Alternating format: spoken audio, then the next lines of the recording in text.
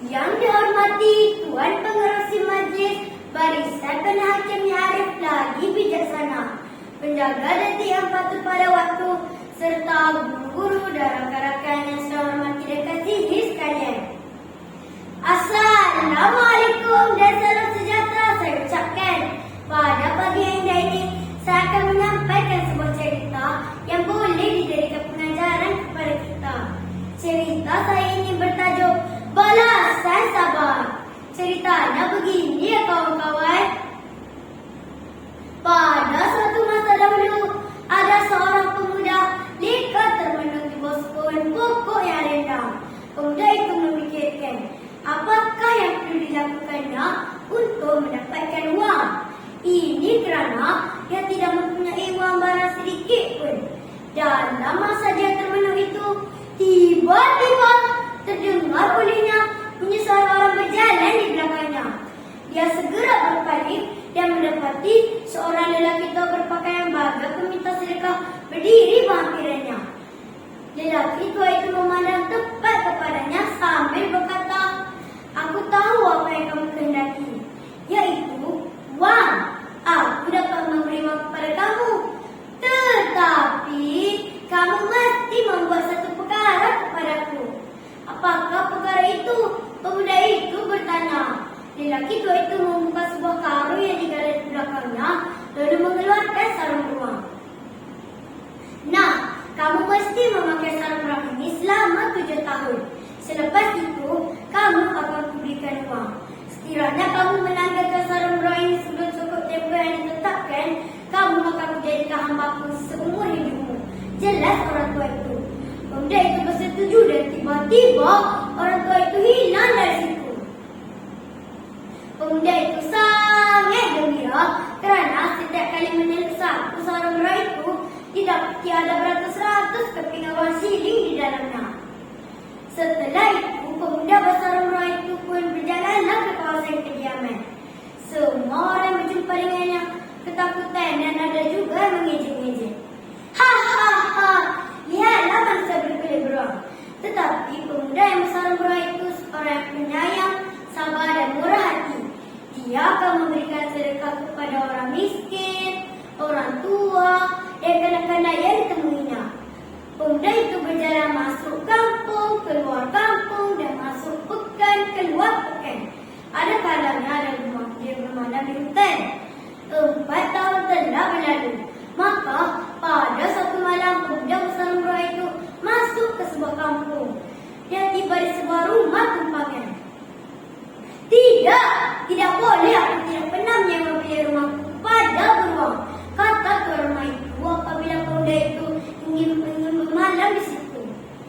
"Tuan jangan susah hati, saya tidak akan mengganggu sesiapa yang ada di dalam rumah tuan. Saya sanggup membayar berapa saja yang tuan perlukan," kata pemuda itu. "Oh, kalau begitu, aku benar dapat tidur di atas meja di ujung bilik sana," kata tuan rumah itu. Dia membawa pemuda itu ke sebuah bilik yang kecil. Tiba-tiba, pemuda itu terdengar suara orang menangis menghampiri biliknya. Dia segera menuju ke arah tersebut. Didapati seorang lelaki tua sedang menangis. Apabila ditanya, lelaki tua itu menceritakan bahawa rumahnya akan diambil orang kerana dia tidak mampu membayar sewa rumah tersebut. Pemuda itu lantas mengeluarkan wang lalu memberikan kepada lelaki tua itu. Keesokan harinya, lelaki tua itu mengajak pemuda itu ke rumahnya. Dia hendak mendudukkan salah seorang anaknya dengan pemuda itu sebagai balasan kebaikannya. Dia memanggil 2 orang anak perempuannya. Dia menyuruh pemuda itu untuk memilih salah seorang untuk dijadikan isteri. Mereka berdua menolak sama sekali untuk dijodohkan dengan pemuda bersarung beruang kerana takut dimakan oleh beruang tersebut. Dia lantas memanggil anaknya yang bongsu. "Adakah kamu juga enggan menerima pemuda ini seperti kakak-kakak kamu?" tanya lelaki tua itu. Anak bongsunya menjawab, "Saya akan menerimanya biar bagaimana rupanya sekalipun. Dia sangat berjasa kerana telah menyelamatkan rumah kita." Pemuda itu sangat gembira mendengar kata-kata perempuan itu.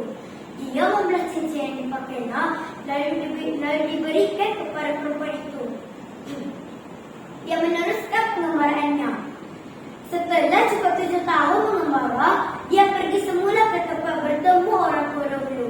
Cuaca yang cerah menjadi gelap secara tiba-tiba. Orang tua dahulu muncul di hadapannya. Orang tua itu gembira kerana pemuda itu sangat jujur. Dia telah menyerahkan seuncawan emas kepada pemuda itu. Wang di dalam unca itu tidak akan habis lagi digunakan untuk kebaikan. Pemuda itu mengucapkan terima kasih kepada orang tua Muslim itu. Serentak dengan itu, cuaca pun kembali cerah. Orang tua itu pun tiba-tiba hilang dari pandangan. Pemuda itu segera menanggalkan seorang buruannya, lantas ke pekan untuk membeli pakaian baru. Dia kelihatan sungguh tampan sekali. Selepas itu, dia menuju ke rumah tunannya untuk menceritakan apa yang berlaku. Mereka pun berkahwin dan hidup bahagia.